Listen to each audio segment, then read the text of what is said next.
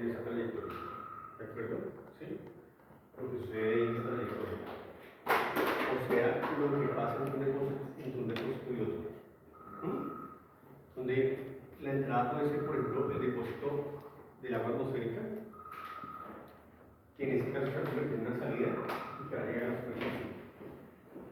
¿Es claro? ¿Sí? O sea, que esto puede ser agua atmosférica y esto puede ser superficie. Y si esto es agua atmosférica y esto es superficie, este proceso es de la precipitación. ¿Me explico? ¿Sí? O contrario. Esta puede ser la superficie y esta puede ser el agua atmosférica.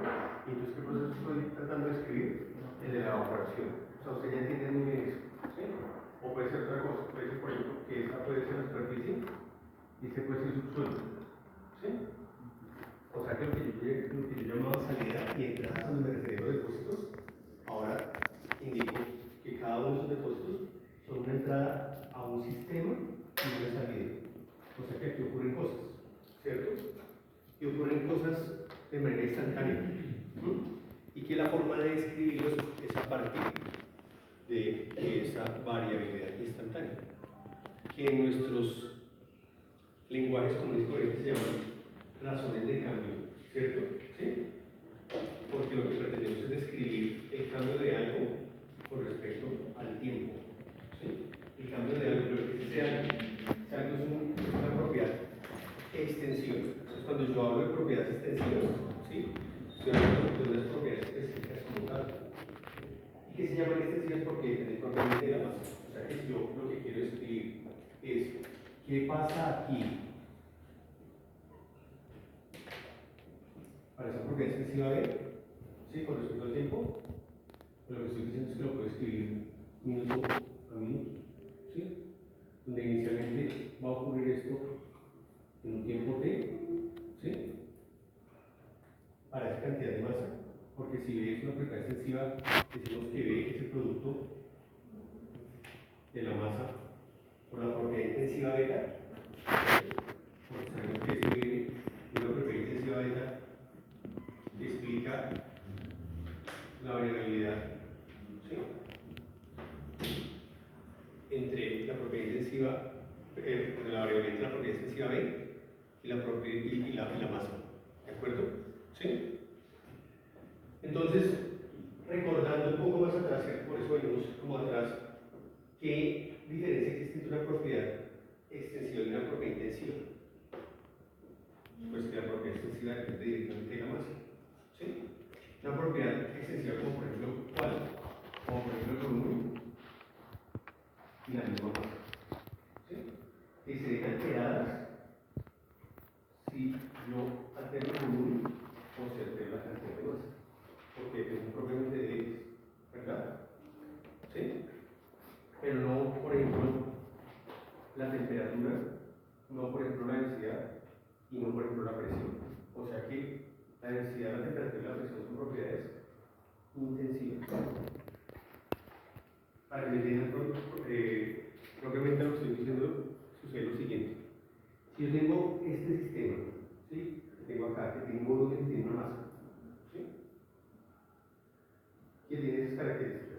Si lo observamos, tiene características de masa, volumen, densidad, presión y temperatura, ¿cierto? Estamos sintiendo. Siento la presión, digamos que en un momento dado, si cambiara de estrato, lo sentiría. Así como cuando uno viaja y siente que la presión aumenta cuando baja y libera presión cuando sube. Lo sentimos en los oídos, ¿verdad? ¿Sí? Y tenemos una densidad porque yo siento, digamos, como la viscosidad del aire. ¿Sí? Estuviéramos en un sitio un poquito más denso, así como cuando está lloviendo y estamos en un sitio cerrado, el aire se pone como diferente. ¿Sí? Soy testigo exactamente de esa variación de la densidad de ese espacio, ¿sí? Del aire que está encerrado en ese espacio. Es como cuando viene un Transmilenio. No saben de qué estoy hablando, ¿verdad? ¿Cierto? O cuando entramos a un salón donde acaba de terminar el examen. ¿Se siente el ambiente denso o no? Sí, o sea que somos testigos de que aquí hay una densidad, una presión y una temperatura, también un volumen y una masa. Y que si yo dividiera este salón en dos partes iguales, o sea que trazara una división por aquí, un muro de posterior por acá partes iguales. Como si yo cortara esto por la mitad, ¿cierto? ¿Cuáles de esas propiedades que nombré sean alteradas? Pues el volumen, ¿cierto? Porque si mido el volumen en este espacio, corresponde a la mitad. Dije que va a dividir por la mitad. ¿Sí? Que si verifico la masa en este espacio, entonces estoy hablando ahora de la mitad de la masa. ¿Es verdad eso o no? Sí, porque estoy hablando de este espacio. Es un espacio que he dividido por la mitad, ¿verdad? ¿Pero la temperatura cambia? No. Si yo me pasara de este espacio, de media temperatura aquí, y luego me paso acá, media temperatura acá, pues veo que la temperatura es la misma, ¿cierto? Estoy seguro que si tomara una media temperatura en este espacio y me pasara al salón de lado, la temperatura aquí sería la misma. ¿Sí? La presión sería la misma. Y la densidad sería la misma. ¿Sí? En comparación de este espacio con el otro espacio que estoy describiendo. O sea que esas propiedades que nombré se vieron alteradas solamente aquellas que dependen de la masa, son el volumen y la misma masa. Esas propiedades son extensivas, o sea que yo estoy describiendo el cambio de las propiedades con respecto al tiempo que ocurre entre esa entrada y esa salida. ¿Sí? O sea que lo que yo quiero describir exactamente es cómo cambia de B, de acuerdo con el cambio de la masa. Pero cómo cambia ella con respecto al tiempo. O sea, ¿qué le va a pasar a su propiedad extensiva si es que B es el producto de beta, propiedad extensiva con respecto al tiempo? ¿Cierto? Y esto lo voy a escribir entre la diferencia entre las entradas y esas salidas. ¿Cierto? Y para eso, pues, una herramienta muy útil es el teorema del transporte de reinos. ¿Todavía no lo he oído otra vez? ¿Sí? ¿Pero no he oído ese teorema? ¿No? El teorema del transporte de reinos es una herramienta, ¿cierto?, que describe muy bien esa variabilidad que ocurre de un sistema o volumen de control que es una entrada y una salida. Entonces, fíjense que yo siempre he hablado del sistema, pero este sistema, al ser abierto, ¿sí?, y tener renovación de masa, tiene un nombre muy especial, se llama volumen de control.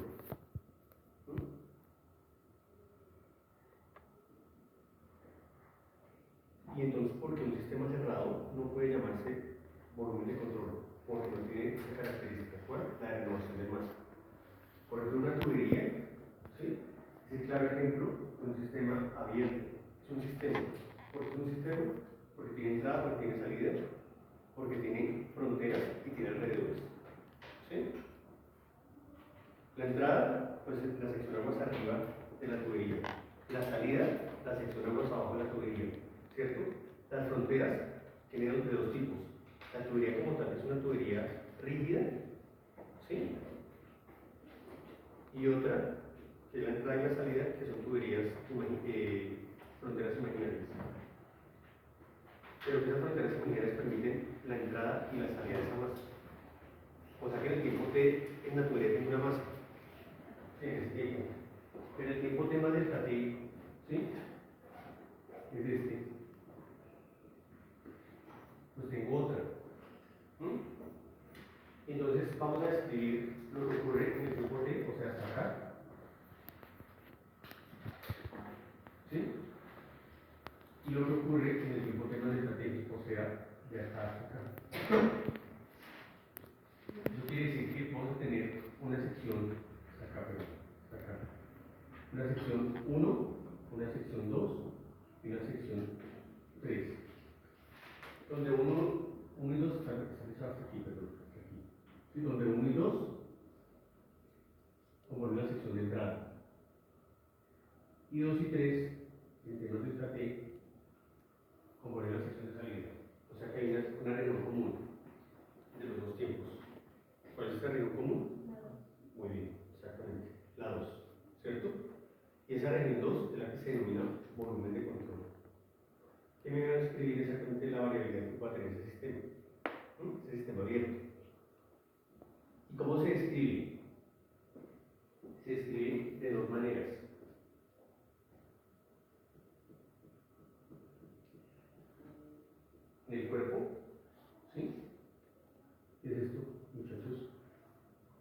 estoy diferenciando volumen, ¿cierto? ¿Sí? En el cuerpo propiamente del sistema. Y en esto. En la superficie. ¿Sí? Y si yo escribo un volumen de control, tanto en el cuerpo como en la superficie, pues mi volumen de control queda perfectamente descrito. ¿Sí o no? Sí, si yo verifico la variabilidad de un volumen de control en su cuerpo y en su superficie con respecto al tiempo, pues la variabilidad queda perfectamente descrita. Imaginémonos una papa. ¿Sí? ¿Por qué digo una papa? Porque no hay cuestión más aleatoria que una papa, porque su forma no está definida. Pero es que las papas no las venden por tamaño, sino le hablan a uno de papa pareja. ¿Sí o no? ¿Qué quiere decir papa pareja? Que más o menos, sí, más o menos mismo tamaño. Pero nadie me asegura que son del mismo tamaño, ¿verdad? ¿Sí? Digamos que no hablamos de naranja, ¿por qué? Porque son como más parecidas a las naranjas entre sí. ¿Sí? Pero una papa sí que es aleatoria en su forma, ¿no? Y la papa tiene dos partes importantes: el cuerpo, que es la carne, la parte blanca de la papa, ¿sí? Y la cáscara, la parte café. ¿Me explico? ¿Sí? Y entonces, si esa papa es un volumen de control, digamos, y la papa va viajando por aquí, ¿sí? Viajando puede ser que yo la pongo en una olla y entre en cocción la papa. Y yo puedo escribir instante por instante, ¿cierto? ¿Qué va pasando en la cocción de la papa en su carne y en su cáscara? Podría describir perfectamente el proceso de cocción de la papa y lo que le va pasando en la carne y en la cáscara. ¿Cierto que sí? Perfectamente. Entonces, ¿por qué digo que instante por instante? Pues porque instante por instante, un punto P, a ver, no se mueve, que si P es un punto sobre la función, tiene su abscisa ordenada. O sea que P existe porque tiene exactamente esas dos coordenadas. ¿Qué coordenadas tiene P? Es X1 y Y1, ¿cierto? ¿Sí? Y otro punto Q, que tiene su abscisa y su ordenada, y que ambos, tanto P como Q, pertenecen a la función, o sea, están sobre la gráfica, sobre la curva. Tiene sus coordenadas X2 y Y2. ¿Sí? Y si yo relaciono P y a Q frente a una recta, ahí va. Pues lo que estoy determinando la pendiente de la recta secante. ¿Por qué secante? Porque forman dos lugares geométricos, uno que es arco y otro que es cuerda, ¿cierto? ¿Sí? La recta secante tiene esas características que forman dos lugares geométricos: el arco, la parte curva, y la cuerda de la parte recta. Y que al tener contacto con estos dos puntos, es decir, al intersectar esos dos puntos, esa recta se llama secante, ¿cierto? Y su pendiente está calculada como la relación de elevación sobre la relación de recorrido. ¿Sí? Eso fue lo que me enseñaron por variación de elevación contra recorrido, que relaciona dos cosas o dos características cualquiera. Donde para mí en este caso, Y va a ser la propiedad extensiva B, ¿sí? Cualquier propiedad extensiva, volumen o masa. Y X va a ser el tiempo. ¿Me entienden? O sea que si Y es B, mira, lo que quiero estudiar, y X es T, las variables ordenadas que tengo, que son, pues tengo T, B y T, B, ¿cierto? Y entonces, ¿qué estoy estudiando aquí? Pues estoy estudiando dos instantes de B diferentes, ¿cierto? Eso es lo que yo estoy estudiando ahí. Pero dos instantes de B diferentes no me describen nada, ¿sí? Lo que les he dicho tal vez en otras charlas. yo siembro un árbol, ¿cierto? Y lo miro a los 2 meses de sembrado, ¿sí? Y vuelvo a los 50 años, pues ¿qué descripción puedo tener acerca del crecimiento de ese árbol o el desarrollo de ese árbol, ¿sí? De la vida de ese árbol, ¿qué puedo escribir? Que un día lo sembré, ¿cierto? Y que tenía 2 meses de vida, y que volví a los 50 años y cuando vuelvo ya, ¿sí? Y ¿qué más puedo decir? Nada, ¿verdad? Diferente a lo que les decía de la papa. Si yo verifico la cocción de la papa instante por instante, ¿qué quiere decir eso? Que puedo escribir muy bien el proceso de cocción de la papa. O sea que a mí la recta secante no me informa nada, ¿me entienden? ¿Sí? Porque la recta secante me informa 2 tiempos, solamente 2 tiempos. Yo no estoy interesado en 2 tiempos. ¿En qué estoy interesado yo? En todos los tiempos. Y para poder calcular todos los tiempos, la variabilidad tiene que ser instantánea. ¿Sí? O sea que tendría que ir a mirar ese árbol cada cuánto. Cada instante, pasarme el resto de la vida mirando el árbol, mirándolo para hacer las anotaciones, ¿sí? Y describir de esa manera cómo es el crecimiento del árbol. ¿Me explico? Bien. O sea que a mí la recta secante no me sirve. ¿Sí? Para escribir esto no me sirve, no me sirve. ¿Sí? Para escribir un sistema, la recta secante no me sirve porque me relaciona solamente 2 tiempos.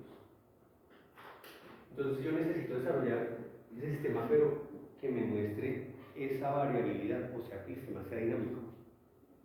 ¿Sí? ¿Y cómo puedo volver ese sistema dinámico? Haciendo que esa recta secante se convierta en tangente. ¿Cierto? ¿Por qué me interesa la recta tangente y no la secante, muchachos? ¿Alguien sabe? ¿Por qué me puede interesar la recta tangente y no la secante? Miremoslo. Supongamos lo siguiente, supongamos que P es fijo, P es un punto fijo, ¿sí? Lo fijo ahí. Eso quiere decir que P siempre va a tener coordenadas que x1 y 1, porque P tiene esa condición, está fijo en la función, ¿sí? Pero Q va a buscar a P, ¿sí?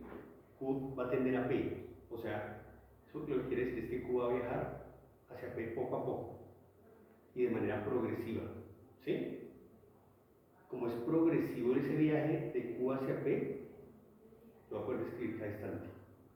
¿Lo explico? ¿Sí? Cuando yo utilizo la notación que Q tiende a P, ¿qué quiere decir en sus palabras comunes? Que Q quiere ser P. ¿Pero puede? ¿Por qué no puede? Porque es el límite. ¿Y la definición del límite qué dice? Querer ser pero no poder. Eso es el límite, ¿o no? ¿Sí? O sea que lo que yo estoy diciendo aquí es que Q quiere ser P pero no puede. ¿Sí? Pero ¿hasta dónde podrá hacerlo? ¿Hasta dónde podrá hacerlo? Q. Casi igual a P. Ese concepto lo tenemos todos. ¿Sí? Porque es un cálculo infinitesimal. ¿Qué quiere decir infinitesimal?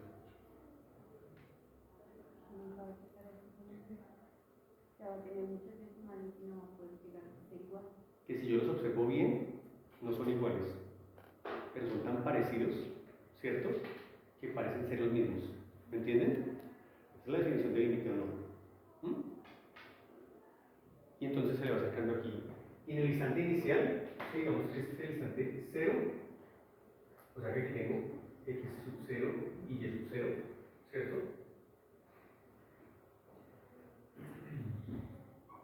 Pero que va a empezar a viajar hacia P, ¿cierto? O sea que este es un instante, digamos, este es el instante 1, y este el instante 2, y el último, ¿cómo se llama? El enésimo instante, ¿sí? Y en ese instante, la recta que formaba un arco y una cuerda deja de formar esa condición geométrica y se vuelve tangente. ¿Verdad o no? ¿Sí? Porque en este momento estoy diciendo que observen bien, que la diferencia entre P y Q tiende a cuánto? ¿Sí ven? ¿Sí? ¿Qué quiere decir eso? Que prácticamente Q es igual a P. Les pregunto, ¿qué pasa si Q se le monta encima a P?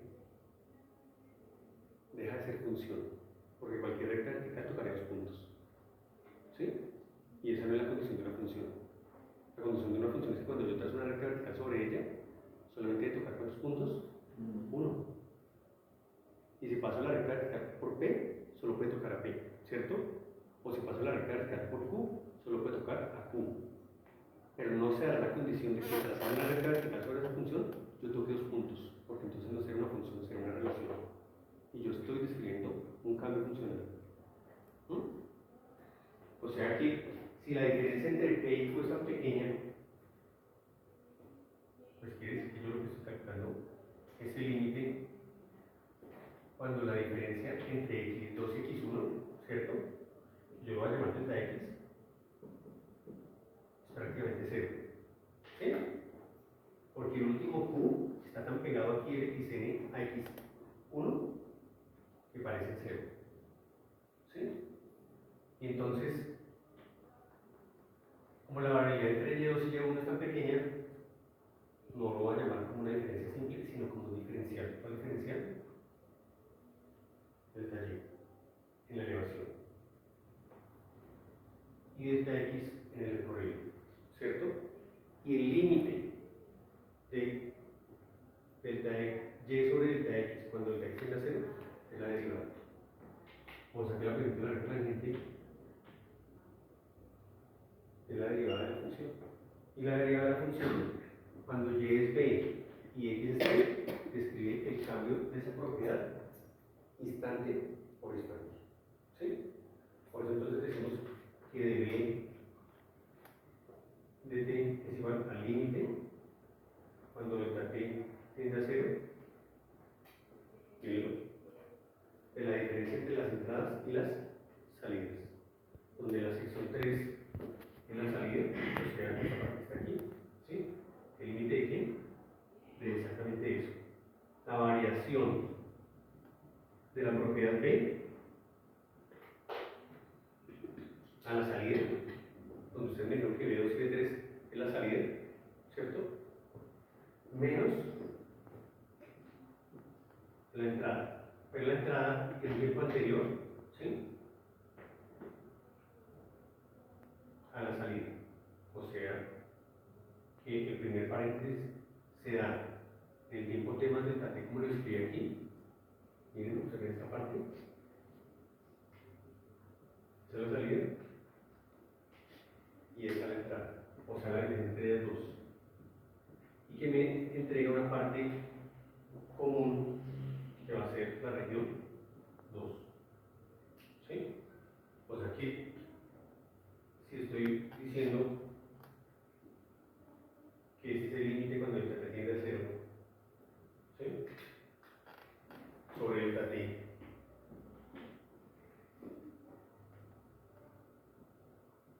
Estoy calculando aquí, pues y2 menos y1 sobre x2 menos x1. Cuando esa diferencia tiende a 0, y escribir entonces ¿qué? La derivada de esa función con respecto a x, ¿cierto? Y como y es b y x es t, lo que voy a escribir es la variación, ¿cierto? Razón de cambio de b con respecto al tiempo. O sea, cómo va cambiando b con respecto al tiempo. ¿Cierto? Este salón es un volumen de control, funciona entre semana como un volumen de control. Sí, es un espacio que tiene una masa de 6 a 8 o no, otra masa de 8 a 10, otra de 10 a 12, de 12 a 2, etcétera, etcétera, ¿cierto? Y así funciona todos los días, ¿sí? ¿Y puedo describirlo? ¿Sí? ¿Hay renovación de masa? Sí, porque los de 6 a 8 no son los mismos de 8 a 10, ¿verdad? O sea que hay una renovación de masa permanente. Y yo podría describir exactamente esa variación. Entonces, ¿cómo puedo escribir yo esa variación? Esa variación la puedo escribir gracias a este límite, ¿sí? Donde ya vimos que yo quiero estudiar dB con respecto al tiempo, ¿sí? Y masa, sabemos que es igual a qué. Si sabemos que dB, para continuar con la llave, es igual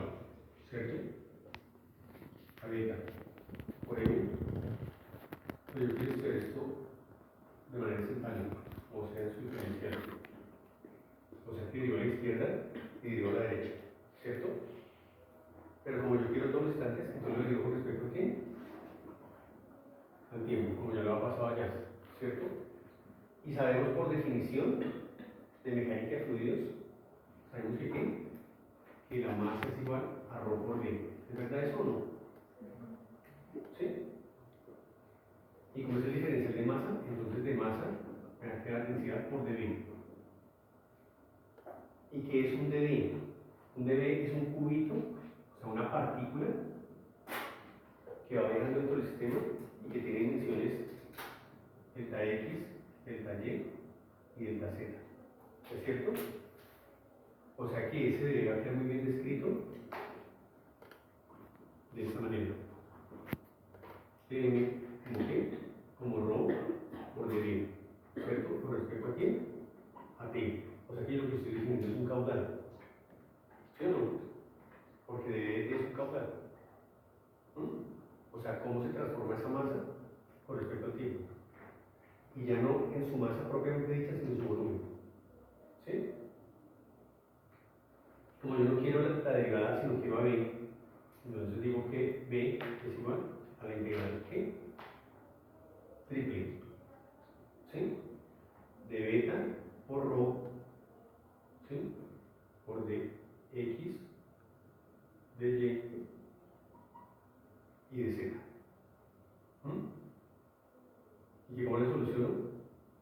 Pues inicialmente integro con respecto a x, el resultado integro con respecto a y el resultado con respecto a z.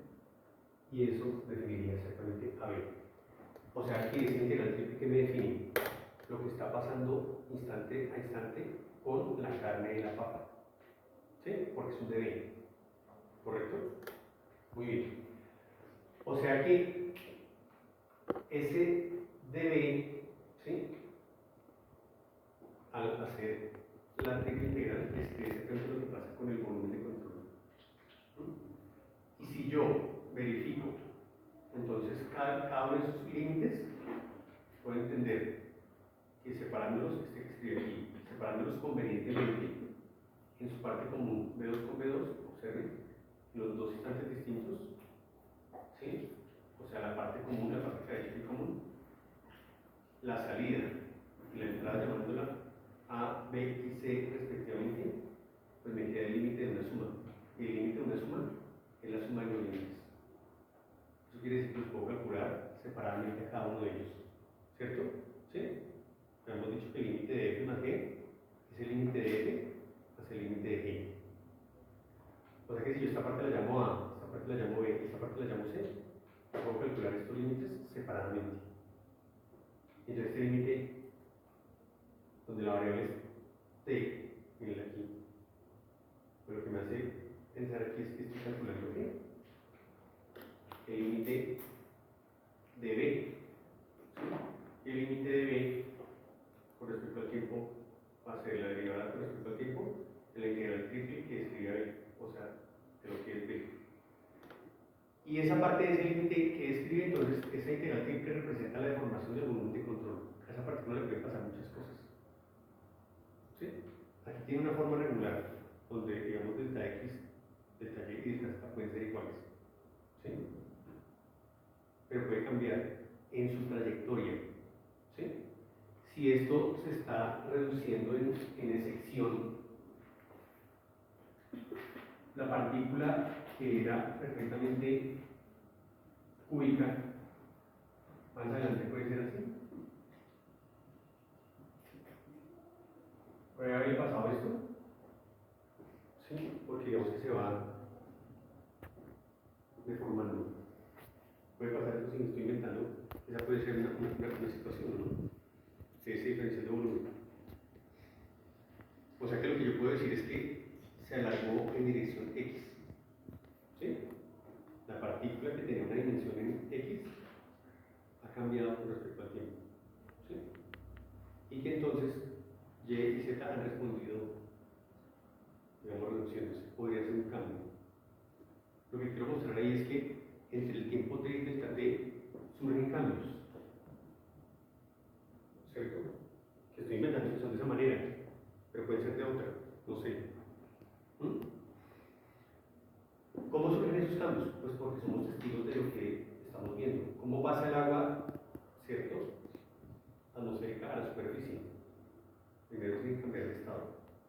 Se tiene que condensar. ¿Sí? O sea que la masa está cambiando de estado, ¿sí? Para poderse volver precipitación y descolgarse de la nube y llegar a la superficie. ¿Sí? Pero como estaba en estado de vapor y surgieron cambios. O sea que lo que estoy describiendo aquí en esta partícula es que sí, surgen cambios, ¿no? Instante por instante se está transformando. Y tal la transformación que permite que el proceso hidráulico se dé. ¿Sí? Por ejemplo, el agua cae, yo no sé si los poros veo, ¿sí? Pero una vez, ¿cierto? Llega líquida porque tuvo que haber llegado líquida en algún momento, pues hay congelación por la falta de radiación solar. ¿Sí? El alcance del sol no lo tiene, de manera que lo tiene la parte septentrional ecuatorial, ¿cierto? En la parte polar, la incidencia del sol es mínima, o sea que la temperatura en estas superficies es baja, o sea que se dan cambios, ¿sí? Y esos cambios en ese volumen de control están descritos exactamente por ese límite A. Iremos entonces ahora qué pasa con el límite B. El límite B es la parte 3, que sea la salida aquí, ¿sí? Otra vez lo que quiero verificar es qué pasa con B a la salida. Entonces, si yo ya sé que es el producto de beta por rho por dB, pues entonces puedo reescribir ese producto como beta por rho por delta L. ¿Por qué surge delta L coseno de A? Pues porque si yo estoy estudiando esto en dirección solamente X, pues recorre una distancia entre T y delta T, ¿no? ¿Sí? Esta partícula que entró por aquí, a la salida está por aquí. O sea que para poder llegar aquí, ¿qué recorrió? Pues una distancia L, ¿verdad? ¿Sí? O sea que esa partícula que era un volumen, un dB, ahora quiero verificar exactamente qué pasa en sus caras, ya no en su cuerpo, sino en su superficie. ¿Sí? Y entonces decimos que dB puede estar escrito como, ¿sí? El volumen puede estar escrito como, digamos, dL por dA. ¿Es verdad eso o no? ¿Sí? Un dB yo lo puedo escribir como el producto de dL por dB por dA.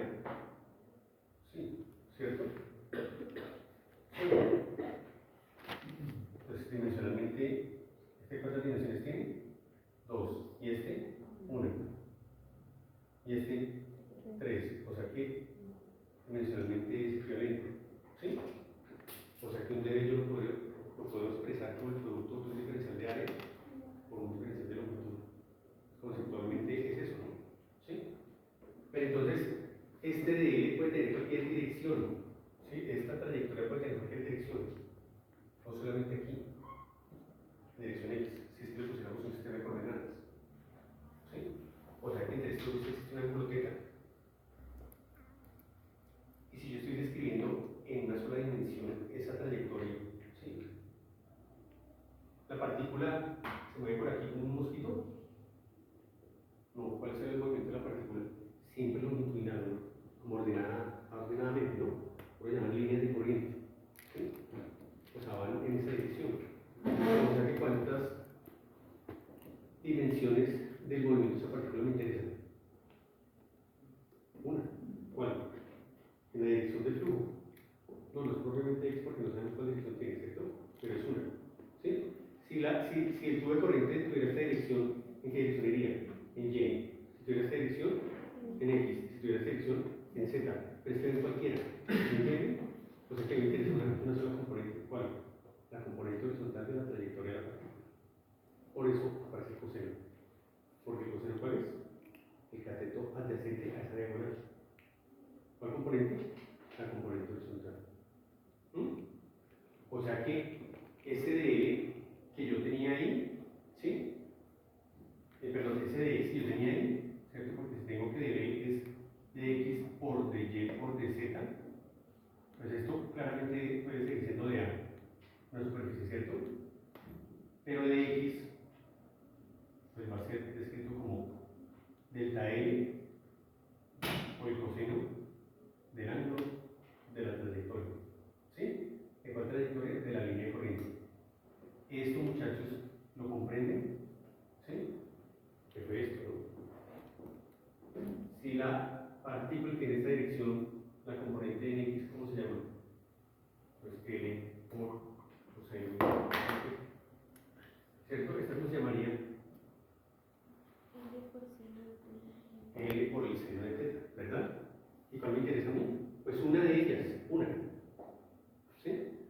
razón por la cual entonces me queda que el de B es igual al producto de D por el coseno de A. ¿Sí? Y entonces fíjense que me desprendo de estar estudiando el volumen para empezar a estudiar ¿qué? La superficie, porque el volumen ya lo tengo escrito en el primer límite, ¿cierto? ¿Sí? Entonces ahora voy a escribir la superficie de la papa, porque la carne de la papa o el cuerpo de la papa ya lo tengo escrito. ¿Y lo voy a escribir en dónde? Pues a la salida, porque se trata del tiempo T más delta T. ¿Sí? O sea, la salida. Y que si tengo ese cociente dividido con respecto a T, o sea que divide aquí con respecto a T también, pero longitud sobre tiempo, si sé por física que velocidad es igual a distancia sobre tiempo, y la distancia es L, pero lo que tengo aquí que es un dB de velocidad, ¿cierto o no? Porque es distancia de dB sobre tiempo, o sea, esa partícula lleva una velocidad. Pero que al multiplicarla por el coseno de x la velocidad, pues me da la componente de la velocidad en x. ¿Sí? O sea que dB por el coseno de θ, ¿sí? Me muestra exactamente un vector. Y por esa razón es que aparece el vector B. Entonces fíjense aquí que delta L se convierte en B por delta T, ¿cierto? ¿Por qué? Porque este que estaba dividiendo pasa a multiplicar. O sea, puedes decir que la distancia es igual a la velocidad por el tiempo. Como lo estoy haciendo en términos infinitesimales, que queda aquí, que el delta D, que es delta L en realidad, es B por delta T. ¿Sí? B por delta T. O sea que si este es B por delta T, me queda lo que escribí aquí. B por delta T por el coseno de θ, por dA sobre delta T. Entonces delta T con delta T se cancela. ¿Sí? Y delta T era la variable límite. Entonces fíjense aquí la cancelación. Por lo tanto me queda el producto y B coseno θ es el vector velocidad. Y el límite de una constante es la constante misma. Y pues un diferencial de A, pues ahora integra solamente dos veces, o sea la integral doble de lo que quedó el producto de X y de Z, que es la superficie o la área superficial de ese cuerpo, o sea la cáscara de la papa. Y entonces esta integral doble que escribe representa el flujo a través de la superficie de control a la salida, ¿sí? Donde el producto interno es positivo. ¿Por qué? Porque el ángulo entre la trayectoria y el eje X es menos de 90. ¿Sí? Y la integral C, o límite C, pues lo escribe a la entrada, o sea aquí. ¿Sí? En este caso, el diferencial de área va a estar perpendicular a la superficie, a esta superficie que está aquí. Eso quiere decir que el ángulo entre la trayectoria y el de A, ¿sí? Va a ser mayor, bueno, puede ser este, a 90. Recordando la función coseno, pues tenemos esta función, que donde esto es x, esto es y, la función entre 0 y pi medios es positiva y entre 0 y pi es negativa. O sea que si el ángulo es mayor a pi medios y menor a pi, entonces a la entrada esa misma integral que ya escribí en la integral 2 toma valor negativo, ¿sí? Por el producto interno. ¿Por qué? Porque el coseno del ángulo θ está entre pi medios y pi, ¿correcto? O sea que calcular ya los tres límites, el límite A, el límite B y el límite C, puedo ya reunirlos a ellos tres, ¿sí? Donde el límite A indica exactamente la variabilidad del cuerpo, el límite B, la variabilidad de la superficie a la salida, y el límite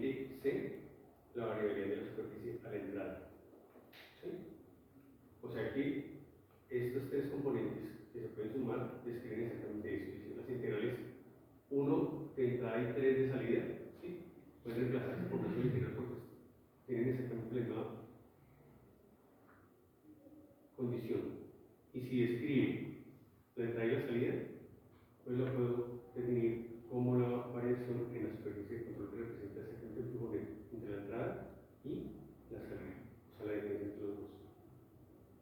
Lo que les había hecho aquí, entre las entradas y las salidas. ¿Cómo cambia esa masa con respecto al tiempo? De esa propiedad intensiva multiplicada por la masa, ¿cierto? Con respecto al tiempo. O sea, el flujo neto, que es la diferencia entre las entradas y las salidas. Y esto es lo que se conoce como el teorema de transporte de Reynolds.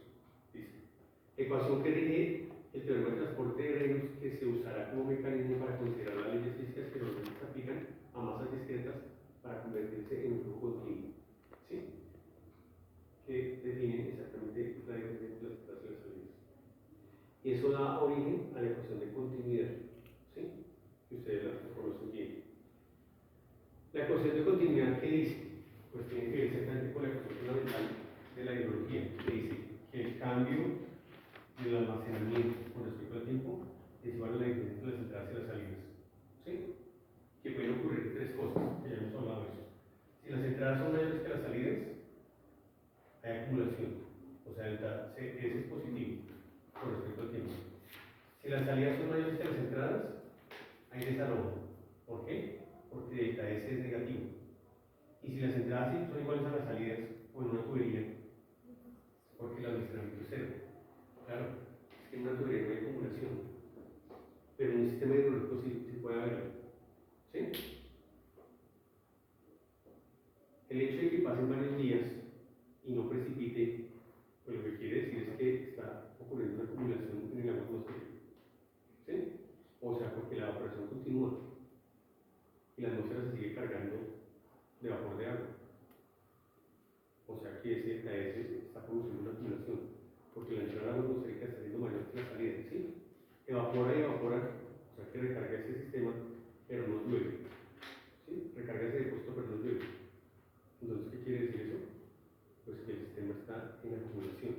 ¿Sí? Ese depósito, de acuerdo a las condiciones de ese sistema, está produciendo acumulación. ¿Sí? En contrario a eso, ¿no? Si lloviera y lloviera y lloviera, ¿qué quiere decir? Que ese depósito está desalojando.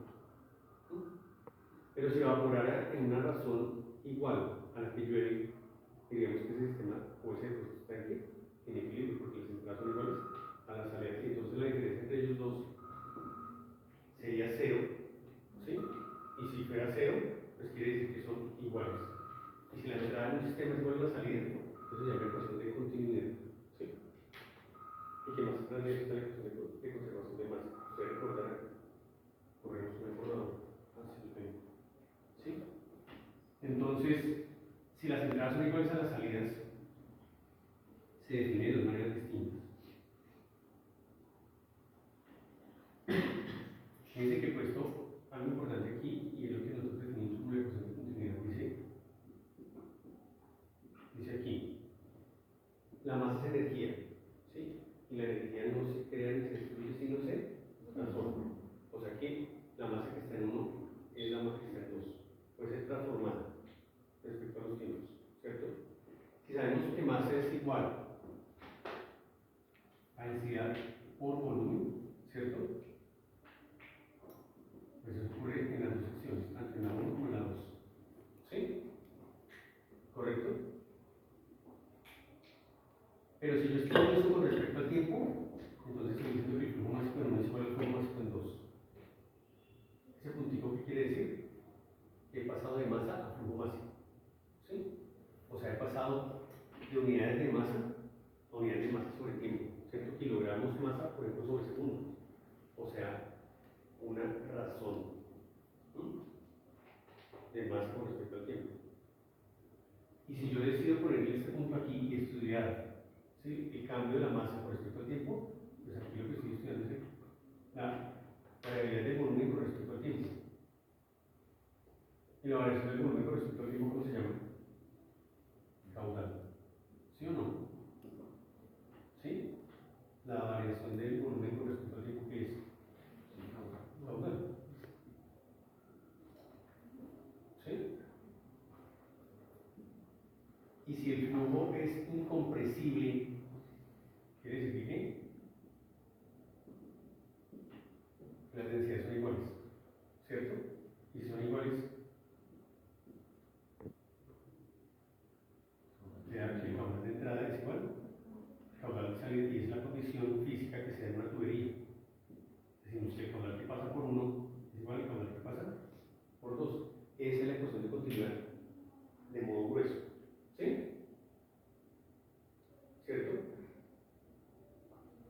¿Cuál fluido que ustedes conocen es incompresible? Pues a bajas velocidades el agua es incompresible. Sí, a bajas velocidades, de acuerdo con el número de Mach.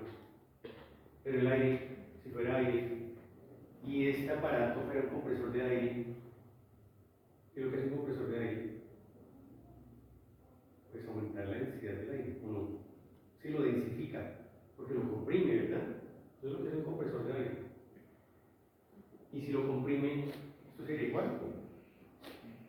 No, ¿cierto? Entonces, si esto fuera un compresor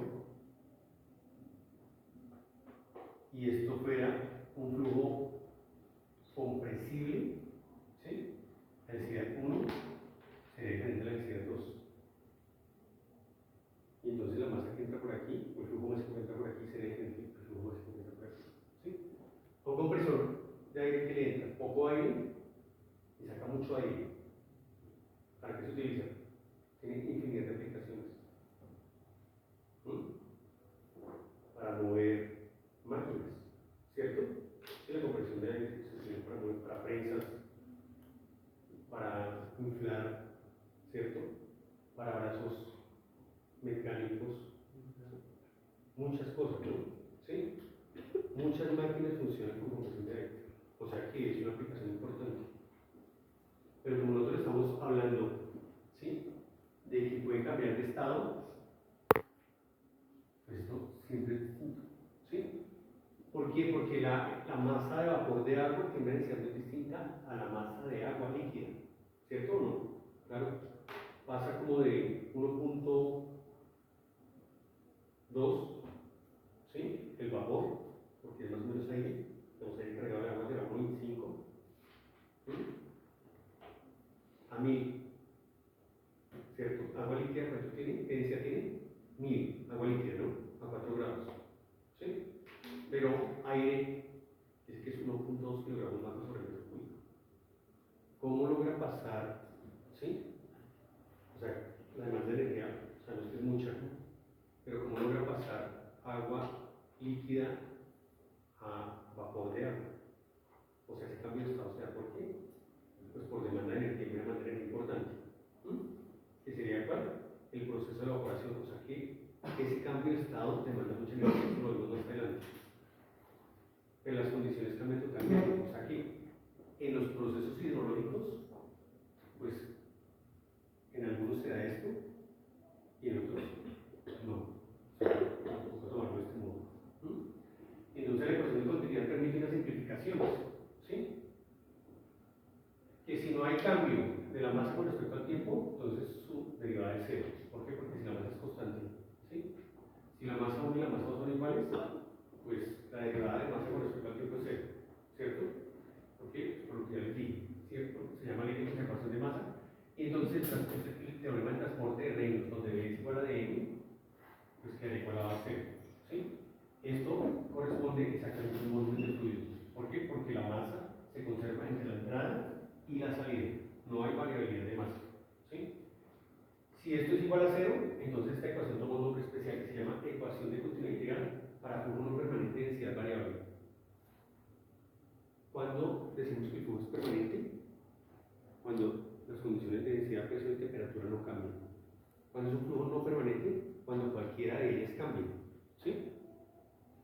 Por eso es que el diseño de agua caliente tiene diferencias con el diseño de agua fría y van por ductos distintos, ¿sí? El calentador de una residencia o una caldera no puede ir conectado al diseño que yo tengo para el agua fría, porque son condiciones completamente distintas. ¿La viscosidad cambia? Sí. ¿La densidad cambia? Sí, todo cambia. Y si hablamos de hidráulica, y si esas condiciones cambian, pues las pérdidas cambian, porque el F de qué depende? Del Reynolds. ¿Y Reynolds de qué depende? De la viscosidad cinemática o dinámica y de la densidad, ¿cierto? ¿Sí? O sea que la temperatura influye exactamente en el diseño. No es lo mismo transportar un líquido muy denso que un líquido con baja densidad. O sea que un diseño para un ducto de agua fría es diferente al diseño de un ducto de agua caliente. O si yo voy a diseñar para un hospital, que me exige ductos de oxígeno, ¿sí o no? ¿Sí? Según los hospitales necesitan un ducto de oxígeno en cada habitación, ¿no? Pues el oxígeno también tiene sus propias características de densidad, viscosidad y demás, ¿cierto?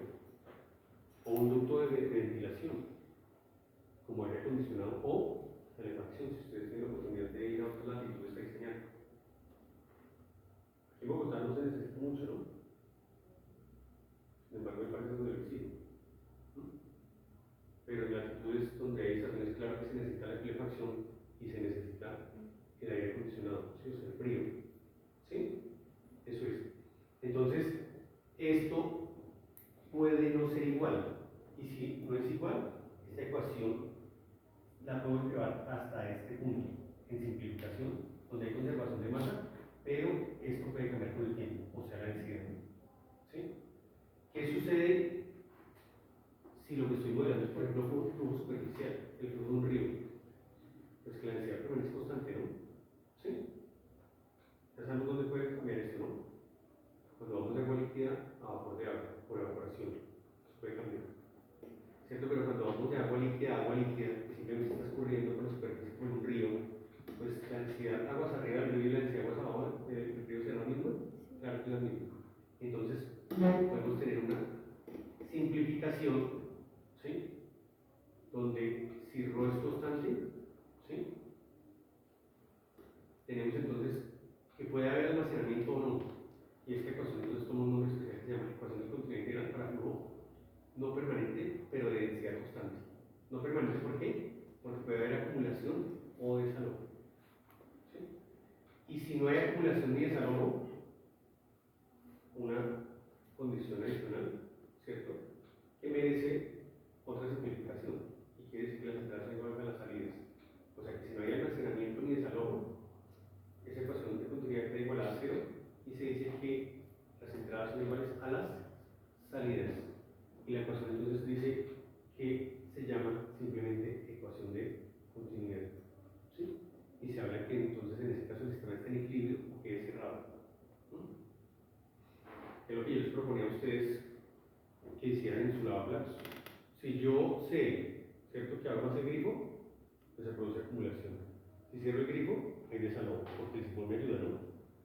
Pero si la capacidad del sifón la compenso con la alimentación del grifo, el nivel del lavaplatos permanece ¿qué? Constante. O sea que la entrada que me está dando el grifo es igual a la salida que me está dando el sifón. Y puedo verificar que el nivel de agua en el lavaplatos permanece constante. Digamos que a veces juego a eso. Y en el lavamanos también. ¿Sí? ¿Y que estoy verificando? Estoy verificando esto.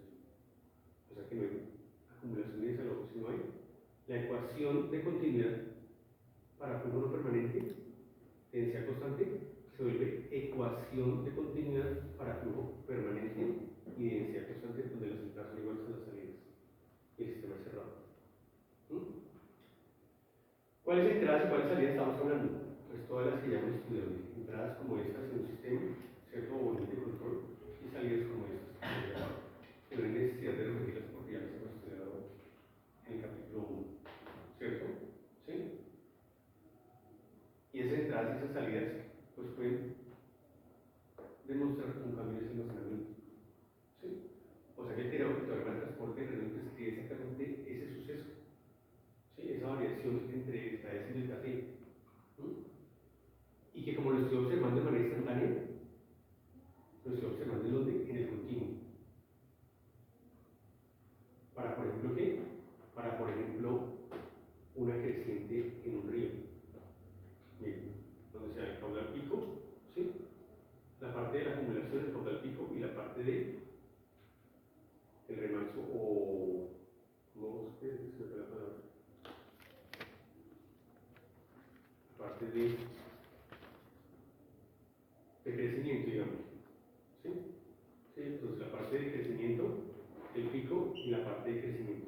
Digamos que entonces, si yo verifico esa condición instante a instante, pues estoy en el continuo y estoy exactamente describiendo con respecto al tiempo lo que sucedió en la corriente superficial.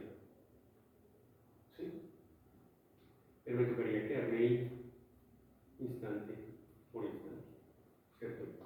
Y Y entonces yo lo puedo pasar por reducir del continuo al discreto, tomando puntos, ¿cierto? Que van a describir el mismo comportamiento. Pero cada cuánto tomo esos puntos, pues un índice de tiempo discreto. Cada delta t. ¿Qué quiere decir eso? Que vengo, hago una observación, ¿cierto? Voy, me tomo un tinto, salgo un ratico, vuelvo, y hago la observación. Voy otra vez, doy una vuelta, ¿sí? Y pum. ¿Se me entienden? Y cada cuánto hago eso, digamos que un tiempo estándar sería mejor. O sea que el delta t es constante, ¿sí? Pero ¿qué diferencia hay entonces entre esta descripción de ese suceso y esta? ¿Hay alguna diferencia? No, porque de un punto aquí, pues no pasa mayor cosa, ¿verdad? Es como si yo miro el árbol cada día. ¿Se pierde el tiempo? ¿Cada cuánto sería volver a mirar el árbol? ¿Por cada año? ¿O cada 2? ¿O cada 5? ¿Sí? ¿Sí o no? ¿Sí? Voy a ir cada 5. ¿Será que si yo tengo un cultivo, tengo que ir a mirarlo todos los días? ¿Sí? ¿Sí todos los días habrá que ir a mirarlo? Pues no, pero es por ahí cada 8 días, ¿cierto? Sí, a ver si le falta bono, si le falta fungicida o qué le falta, ¿verdad? Pero un árbol, pues como que lo mire cada 5 años está perfecto, y puede escribir perfectamente el crecimiento de ese árbol. O sea que esto quiere decir imponer un índice discreto para describir ese mismo suceso. Y que entonces, en vez de registrarlo por puntos, puedo registrarlo por pulsos. Donde cada pulso tiene una marca de clase, y esa marca de clase son estos puntos. Y escribe el mismo suceso. ¿Sí? Y entonces puedo tener representación por puntos, ¿sí? O representación por pulsos. Y en hidrología, la precipitación se representa por pulsos, un tiempo estándar, y la precipitación por pulsos, que puede ser por pulsos o por puntos. ¿Sí? Observemos este ejemplo rápidamente. En cualquier parte del mundo, un día tal, inició un proceso de precipitación que yo registré cada media hora, que tuvo una duración de 3.5 horas, ¿cierto? ¿Sí? Y que tan pronto inició, yo conté 30 minutos y fui a mirar el pluviómetro y tenía 0.15 pulgadas de profundidad, ¿cierto? ¿Sí? Me fui y volví a ¿cuánto tiempo? A los 30 minutos siguientes, ¿cierto? Y entonces el pluviómetro, que es una vasija volumétrica, ya no marcaba una profundidad de 15, sino de 26. ¿Sí? Eso quiere decir que los primeros 30 minutos, ¿cuánto llovió? 0.15 pulgadas. Y en los siguientes 30, 0.26. O sea que ya hay una acumulación de 0.41. ¿Sí me entienden? Porque hago la diferencia. Y entonces sé que no es lo mismo llover 15 en media hora que 26 en media hora. ¿Me entienden? O sea que la forma en la que está lloviendo está cambiando. ¿Dónde es más intensa? ¿En la primera media hora o en la segunda media hora? ¿Y cuál es el intervalo de mayor intensidad de la precipitación? ¿Cuál? Según lo que tenemos registrado ahí, en la columna 3.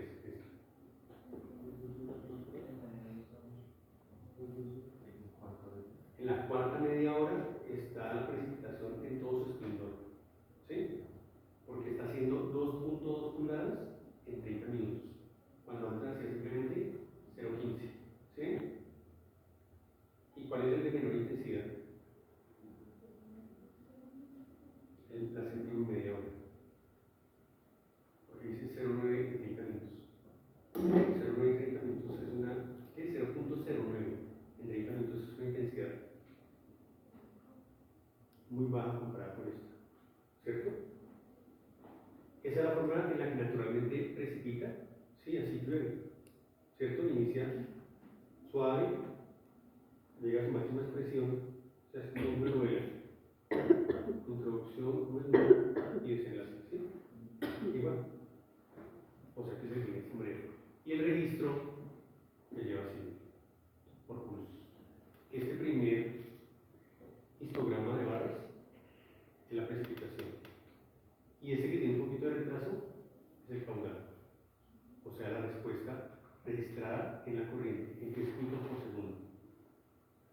toda precipitación produce un escurrimiento. ¿Sí? Claro, también produce infiltración. Pero supongamos que tengo las medidas del caudal en alguna corriente. Y que tenía un caudal base. Mire que aquí ni siquiera lo he alcanzado. O sea que el caudal base de la corriente antes de la precipitación, ¿cuánto era? 203 pies cúbicos por segundo. ¿Sí? Y una vez empieza la precipitación, piensa la creciente. De 203 pasa a 246 y continúa subiendo. Y llega a un caudal pico de ¿cuánto? ¿Con cuánto de retraso? Como con 4 delta T, ¿cierto? O sea, hay un retraso. Y la gráfica me lo muestra bien. Aquí fue el pico aquí fue la mayor intensidad de la precipitación y aquí fue el pico de la creciente, ¿sí? O sea que hay un retraso. ¿De cuántos? Contemos. De 1, sí, de 1, de 2 y de 3. Sí, entre ellos 2.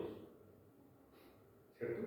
Por eso es que los registros me muestran que a la primera media hora, segunda media hora, tercera media hora se presenta el pico. ¿Sí? De la creciente. O sea que hay un retraso. ¿Por qué retraso? Porque no toda la precipitación cae sobre la corriente. No, la precipitación cae sobre la cuenca. Y hay un tiempo de retraso, cierto de retardo, en llegar a la corriente. Porque el agua tiene que tomar caminos sobre pastos, sobre cubiertas, ¿cierto? Sobre suelo desnudo, sobre roca, sobre bosques, ¿me entienden? Y vas corriendo poco a poco buscando que el punto bajo para salir abajo de la corriente, donde yo estoy midiendo. Eso se llama el tiempo de concentración. ¿Qué tal? Inicia la precipitación y demostrar aguas abajo la creciente. ¿Sí?